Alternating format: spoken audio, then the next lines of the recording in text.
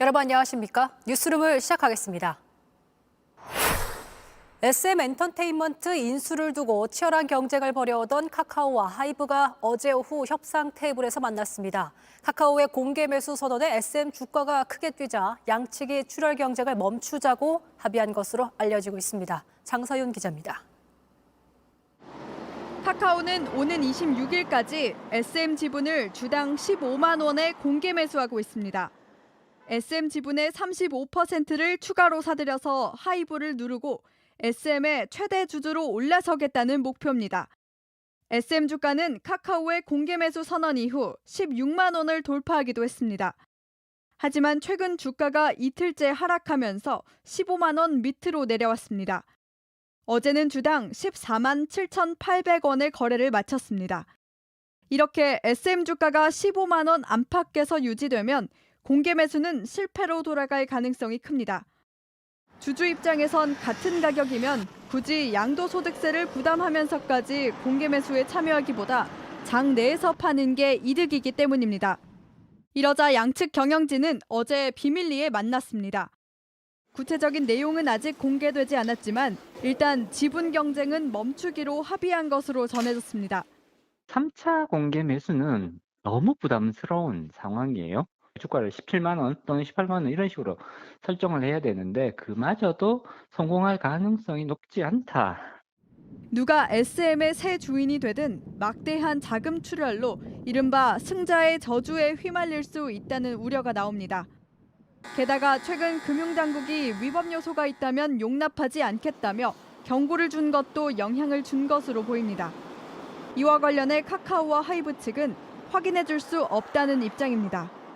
조만간 공식 발표가 이루어질 가능성이 있는데 양측이 공동 경영 방안을 마련하거나 더 많은 지분을 갖고 있는 하이브가 카카오의 투자를 받아내는 방식 등이 거론됩니다. JTBC 장서윤입니다.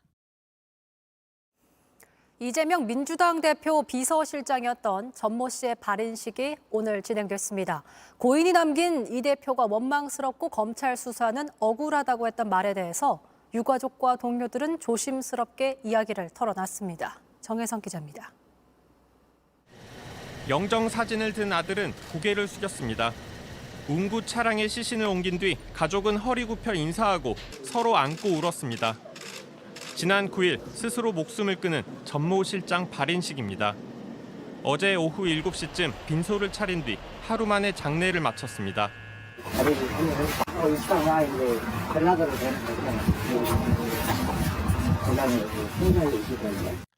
빈소를 차린 어제 저녁 몇 시간 동안에도 굴곡이 많았습니다.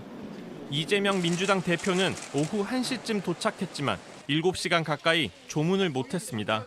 유족 측이 이 대표 조문을 거부했다는 얘기도 있긴 있었는데 그런 건 전혀 사실이 아니죠. 그거는 아니라고 저는 보고 있습니다. 왜냐하면 처음에 왔을 때는 워낙에 경황이 없는 상태였고. 유족분들이랑 어떤 대화 나누셨는지 좀 말씀 부탁드립니다.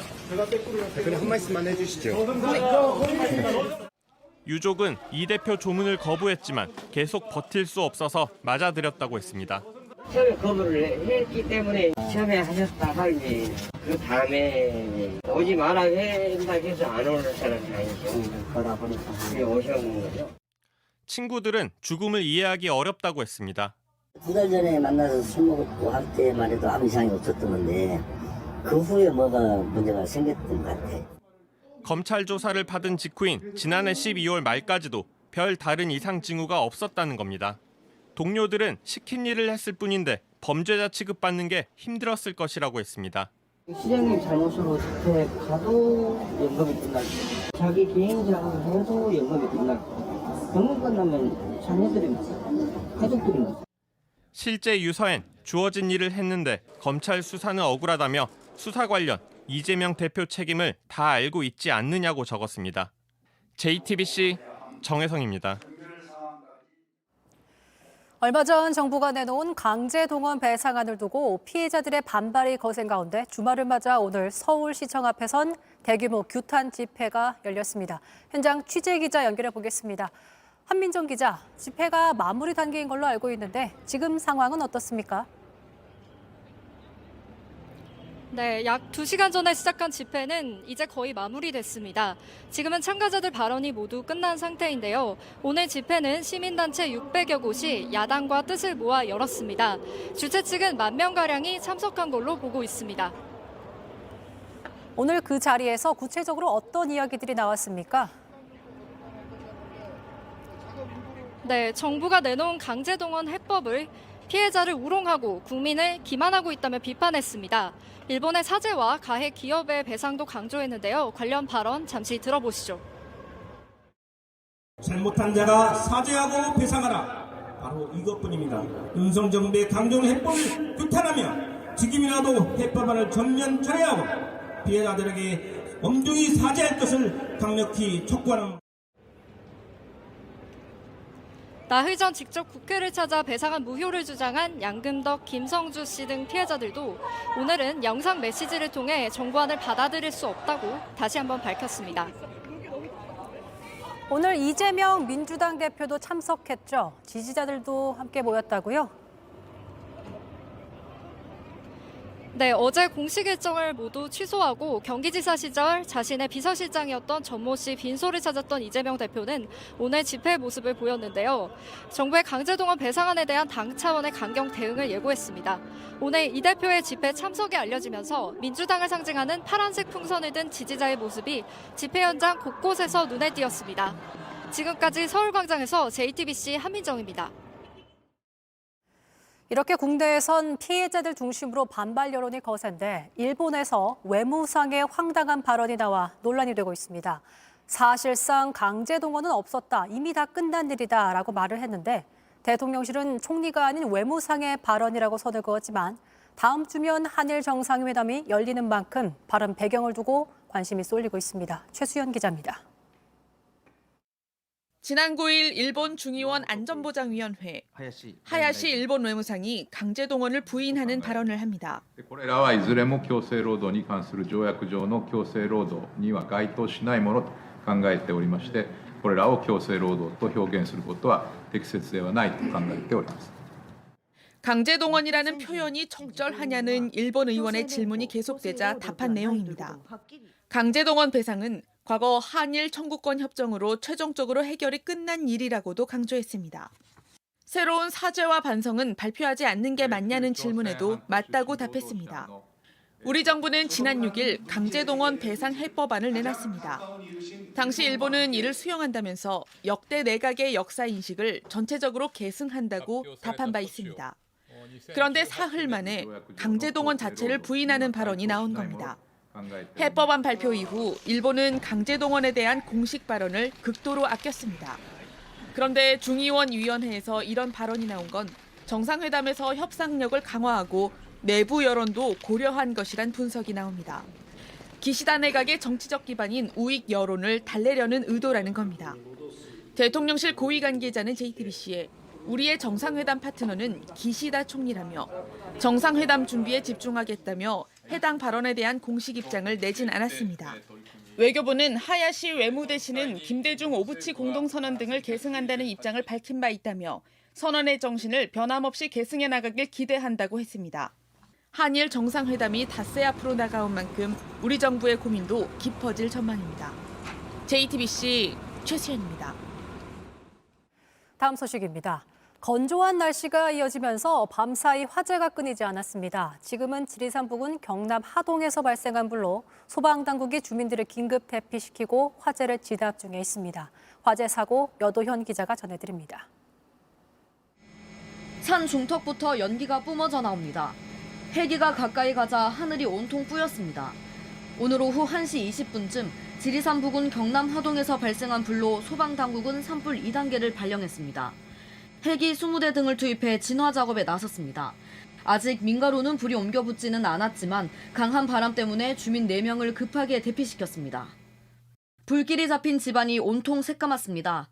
바닥과 벽, 가전이 모두 까맣게 그을렸습니다. 오늘 아침 8시 15분쯤 경기 김포시 아파트에서 난 불로 80대 노모와 50대 아들이 숨진 채 발견됐습니다.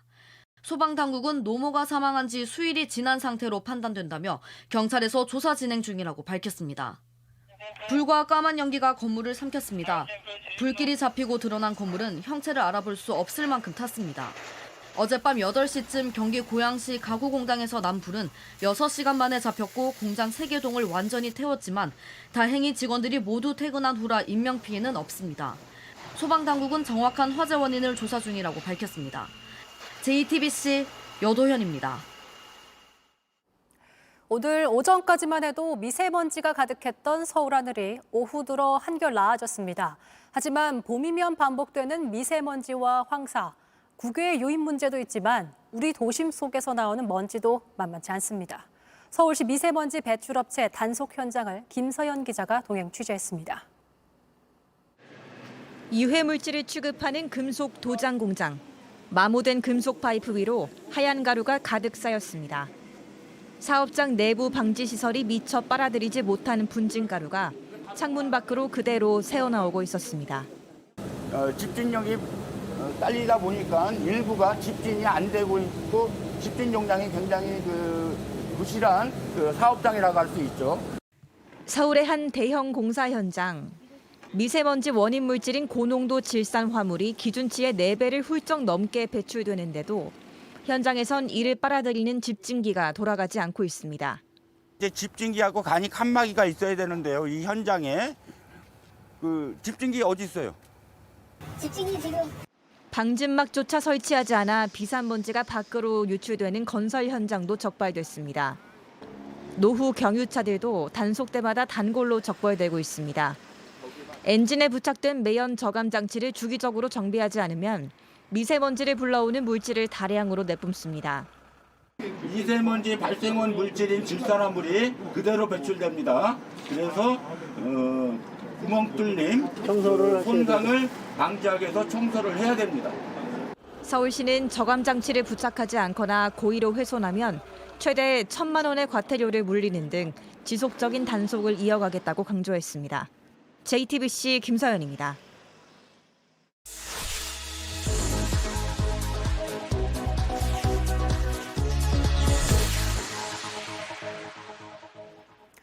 이슈가 있는 현장을 직접 찾아가는 발품 뉴스 시간입니다.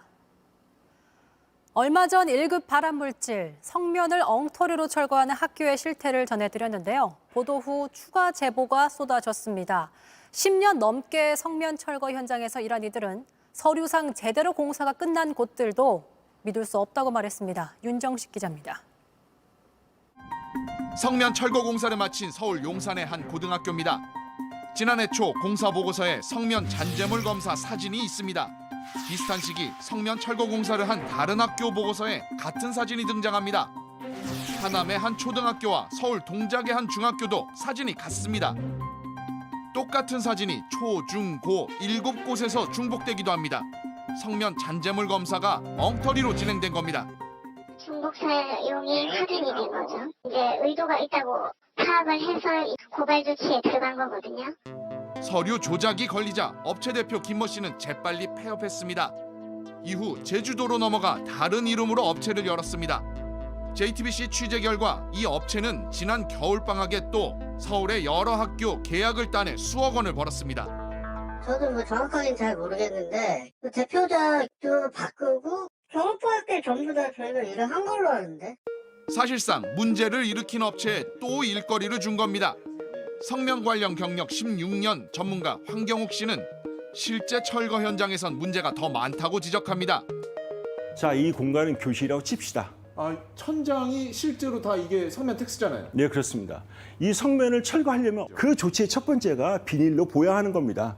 비닐로 애들로 싸는 거죠. 그 다음에는 우주복처럼 생긴 하얀색 원피스 같은 걸 입고 개인 마스크를 쓰고 작업장 안에 들어가서 성면 텍스를 제거하는 과정에서 깨지지 않게 한 장 한 장 제거하는 것이 해체 제거 작업 시작입니다. 이거는 뭐예요? 음압기입니다. 음압기? 음압기. 이 음압기는 해체 제거 작업 중 행여나 비산이 바깥으로 나갈 수도 있는 것을 방지하는 마지막 안전장치인 것입니다. 이렇게 철저히 준비해야 하지만 정작 규정은 느슨합니다. 저희가 노동부에 착용하지 않은 것을 진정을 내니 결과가 착용을 권장한다. 권장하는 것은요. 해도 되고 안 해도 되고. 맞아요. 심각한 건 가장 엄격해야 할 성면 철거 후 공기질 측정 규정입니다. 송풍기 등을 이용해서 반드시 성면 먼지를 비산시킨 다음에 측정을 해야 됩니다. 이게 송풍기잖아요. 이거 엄청 세네요, 이거. 네, 그러면 이건 뭐라고 보십니까? 이거 그냥 책상용 선풍기잖아요. 예, 현장에서 이걸 씁니다. 아니, 그러면 엉터리잖아요. 노동부에서는 법적으로 문제 없답니다.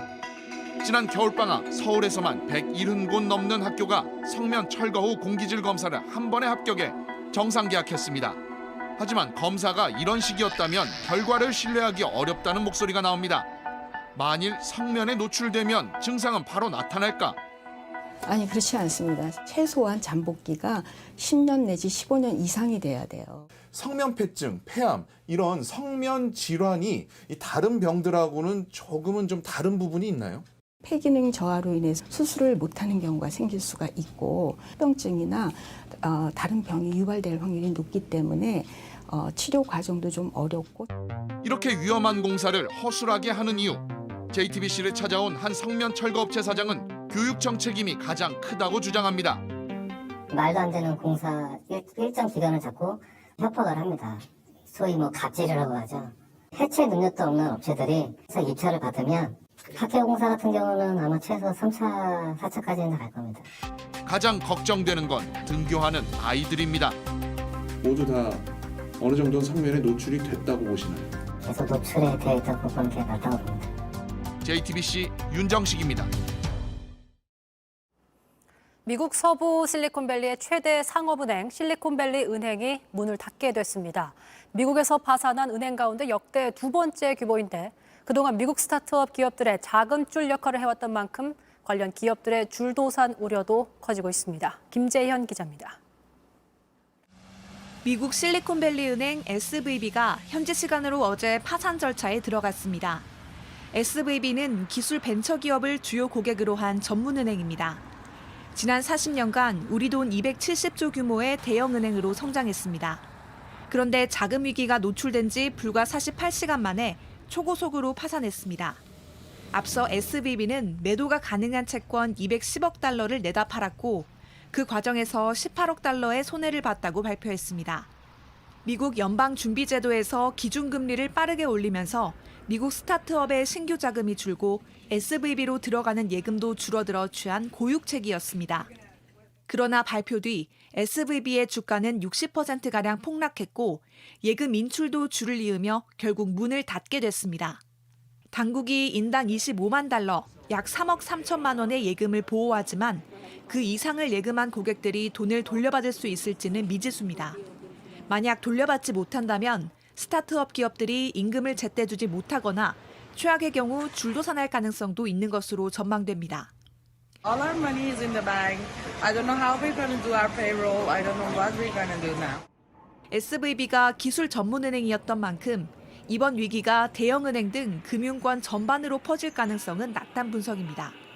다만 오는 21일 열리는 미국 연방공개시장위원회 FOMC에서 이번 사안을 고려해 금리 인상 속도를 늦출지 여부도 관심이 쏠리고 있습니다. JTBC 김재현입니다.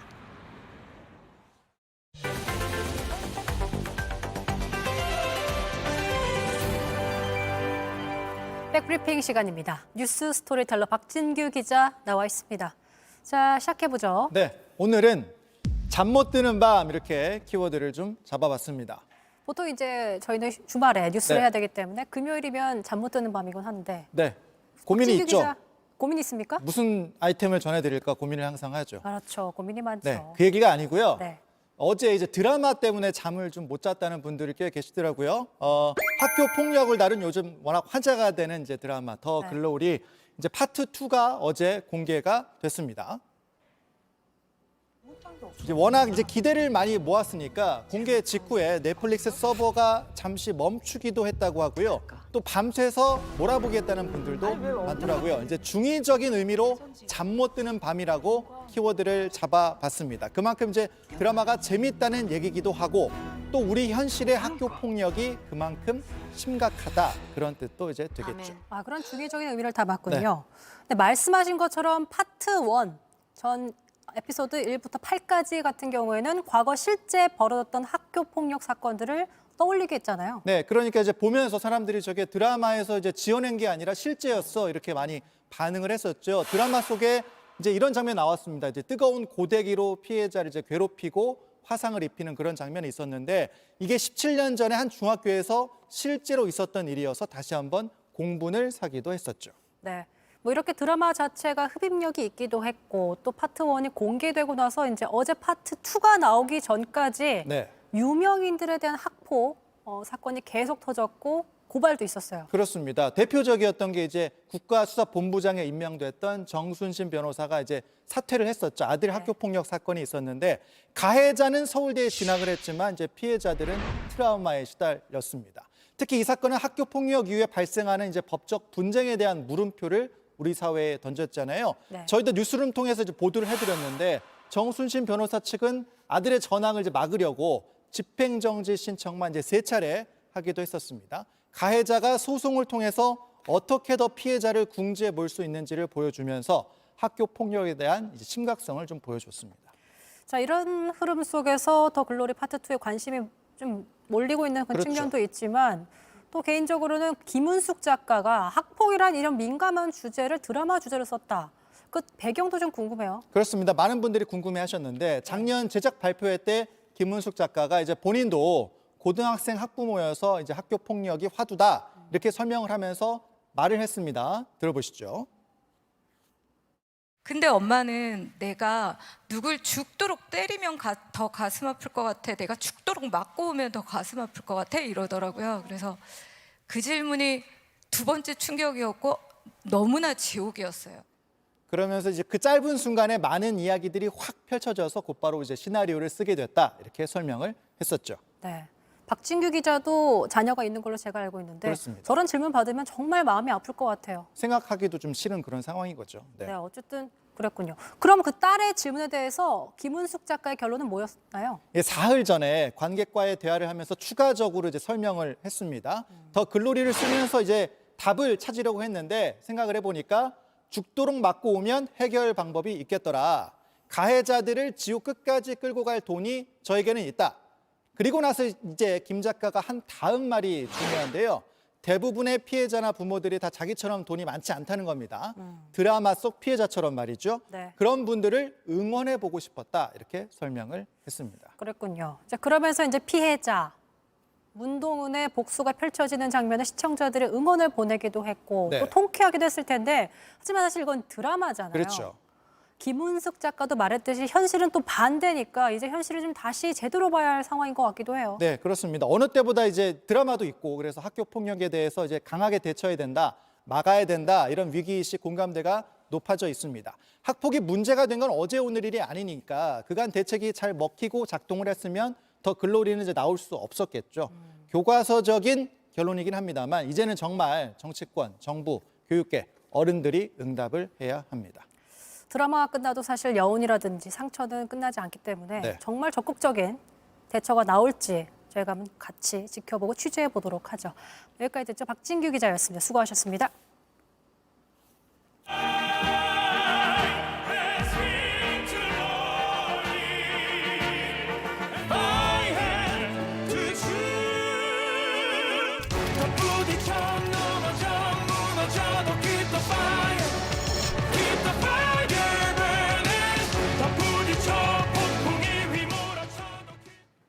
네, 이분들의 목소리를 들으면 감미로운 음색에 귀가 호강하고 폭발적인 가창력에 마음이 또 웅장해집니다. 팬텀싱어 3의 우승팀이죠. 크로스오버 그룹 라포엠 모셨습니다. 안녕하세요. 반갑습니다. 네, 반갑습니다. 안녕하세요. 저는 라포엠의 테너 파트를 맡고 있습니다. 일몬도 유채현입니다. 반갑습니다. 네. 셀라미아 돈나 La forza delle onde del mare. 네, 안녕하세요. 저는 라포엠의 테너 박균입니다. 반갑습니다. Che bella cosa una giornata al sole. 안녕하십니까. 저는 라포엠의 바리톤 정민성입니다. Lascia che io pianga. 안녕하세요. 라포엠의 카운터 테너 최성훈입니다. 반갑습니다. 이번에 6개월 만에 새 미니 앨범으로 돌아오셨습니다. 네. 앨범명이 The Alchemist, 연금술사. 네. 금을 만들겠다. 맞습니다. 저희가 하나의 저희 목소리, 4명의 목소리가 하나의 작은 아름다운 원소가 돼서 각기 다른 음색이 만나서 하나의 연금술을 방불케 하는 그런 음악을 들려드리겠다라는 의미로 디알케미스트라고 이렇게 테마를 정했습니다. 제가 앨범 노래를 3월 8일에 이제 신곡이 나왔기 때문에 쫙 네네. 다 들어봤습니다. 감사합니다. 네, 타이틀곡 파이어. 네. 막 두둥두둥 이러면서 약간 몸에 불이 막 생기는 것 같은 네. 약간 그런 곡이더라고요. 네. 소개를 좀 부탁드려도 될까요? 파이어 어떤 곡인지. 더 파이어라는 곡은 이번에 저희 미니 앨범의 타이틀곡이고요. 굉장히 웅장하면서도 굉장히 힘차고 이 어려운 세상을 싸워서 이겨나가자라는 그런 굉장히 희망찬 메시지가 담겨있는 그런 곡이라고 볼 수 있습니다. 기훈 씨가 파이어 메인 파트 발음 아이디어를 냈다. 이게 발음 아이디어는 뭡니까? 이게 첫 소절이 이제 저희가 럼 빠바바바밤 이런 부분이 있는데 이제 아무래도 성악을 전공했다 보니까 R 발음을 굴리는 특성이 생기더라고요. 그래서 이제 좀 더 힘차게 내보려고 흐럼 이렇게 하면서 앞에 흐와 R이 굴려지는 발음을 이제 했는데 그걸 또 좋게 봐주셔가지고 형들이랑 뭐 작곡가님이 아이디어를 냈다고 해주시는 것 같은데 뭐 아이디어를 냈다기보단 그냥 열심히 했습니다. 마무리는 겸손하게. 네, 그냥 열심히 했습니다. 한 구절 좀 저희가 초청해서 들어봐도 될까 싶어서. 좋습니다. 좋습니다. 저희 타이틀곡은 파이어 들려드릴 텐데 아니면 혹시 그 럼을 한번 해보실 아직 제가 그 혀를 잘 굴릴 수 흐럼까지 될지는 흐럼? 그냥 흐럼. 네네. 그다음 럼 빠바바밤 빰 요것만 해주시면 돼요. 럼 빠바바밤 빰. 네 맞습니다. 너무 잘하셨습니다. 그렇게 해주시면 돼요. 이미 너무 잘했다고요? 그걸로 딱 포인트를 지금 앨범 낼 수 캐치하신 있는 거예요. 건가요? 맞습니다. 네. 충분히 가능성이 있습니다. 근데 이 럼빠빠빠를 언제 제가 들어가야 되죠? 저희가 부르고 나서 사인을 손짓을 딱 드리면 같이 럼빠빠빠빰 그렇죠. 하면 되는 거예요? 빰빠밤 요까지 해주시면 알겠습니다. 제가 잘 못하면 좀 서포트 해주세요. 네, 알겠습니다. 알겠습니다. 그럼 해보도록 하죠. 네. 시작. 더 부딪혀 넘어져 무너져도 keep the fire Keep the fire burning 럼 빠바바밤 빰빰빰빰빰 럼 빠바바밤 빰빰빰빰빰 너무 자연스럽게 잘 들어와 주시는데요. 어제 열심히 들었어요. 진짜요? 네, 노래 너무 좋아가지고. 지금 약간 긴장하시다가 네. 지금 뭔가를 해소하는 기분이신 것 같아요. 기분이 좀 그런 기분도 들고 마음에 지금 파이어가 켜지고 있습니다. 불타오르고 있어요. 감사합니다. 네, 아무튼 이렇게 참여해 보니까 또 좋네요. 감사합니다. 자, 저희가 이제 라포엠의 노래를 좀 전반적으로 보더라도 굉장히 힘을 주고 희망적인 메시지를 많이 담으세요. 좋은 말, 힘이 되는 그런 가사들을 저희가 자꾸 이렇게 고르게 되더라고요.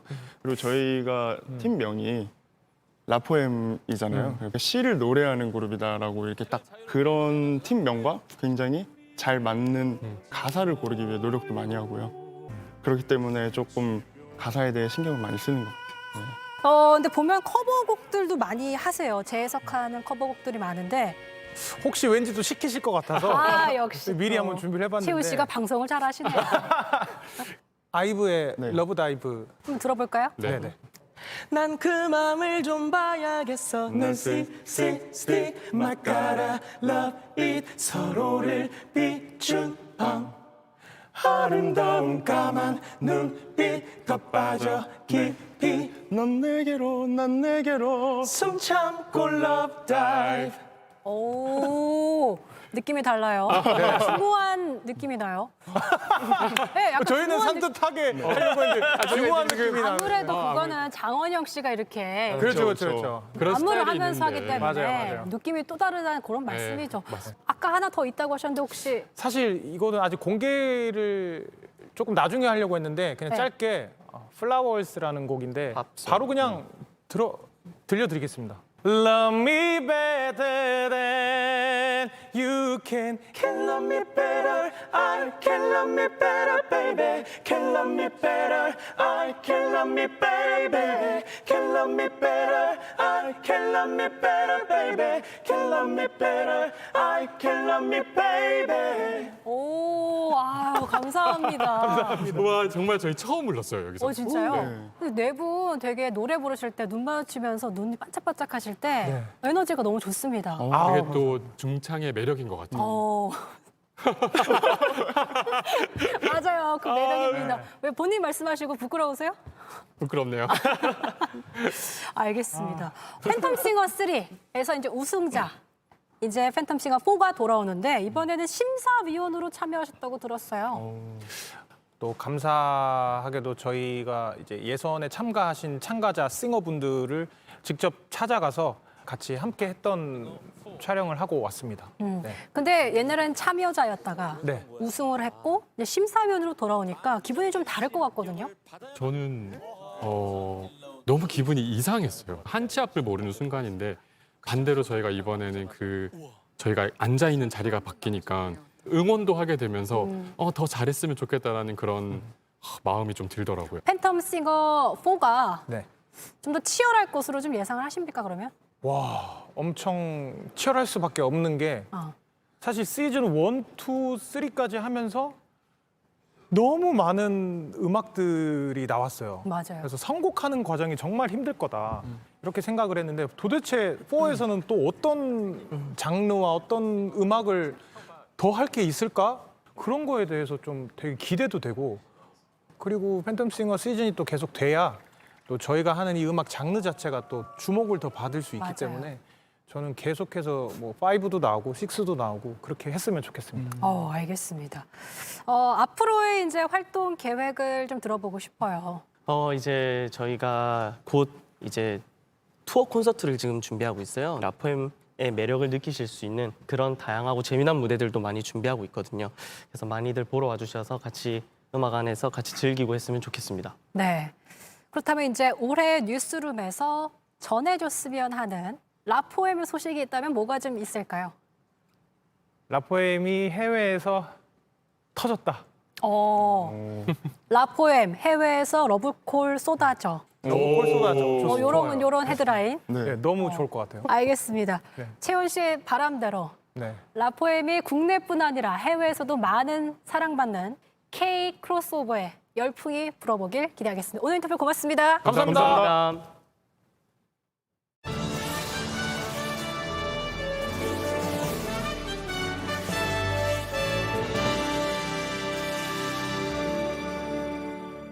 일요일인 내일 전국에 비가 오겠습니다. 수도권 등 대부분 지역은 오전부터, 강원 내륙과 산지는 오후부터 비가 내리겠습니다. 지역에 따라서는 돌풍과 함께 천둥 번개가 치는 곳도 있겠습니다. 오후부터는 북서쪽에서 찬 공기가 유입되면서 기온이 큰 폭으로 떨어지겠습니다. 뉴스룸이 준비한 소식은 여기까지입니다. 계속해서 뉴스얼이 이어집니다. 시청해주신 여러분 고맙습니다.